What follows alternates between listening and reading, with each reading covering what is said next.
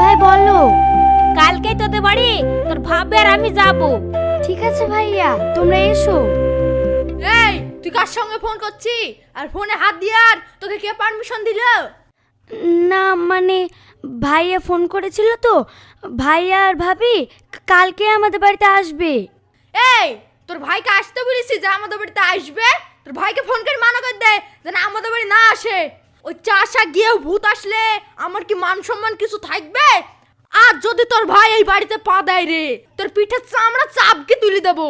শোনো, তুমি আমাকে মারো আর যাই করো না কেন, আমি আমার ভাইকে ফোন করে কখনোই আসতে বারণ করতে পারবো না।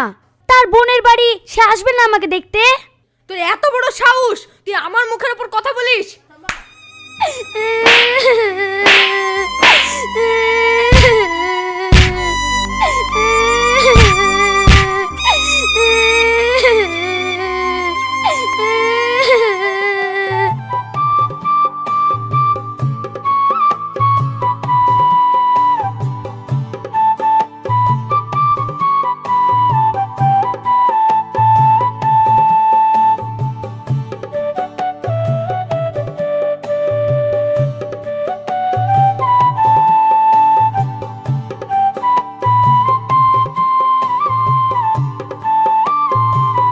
এই মশাই, দাঁড়াও, ওখানেই দাঁড়াও।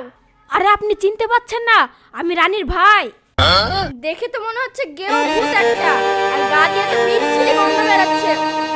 আরে ভাইয়া ভাবি, তোমরা ভিতরে এসো, ভিতরে এসো। না, ওরা ভিতরে যাবে না, যা বলার এখানেই বলো।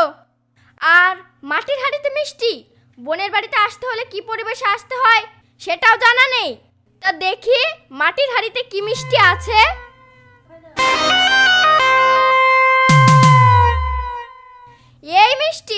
এই মিষ্টি তো আমাদের বাড়ির চা করেও খায় না।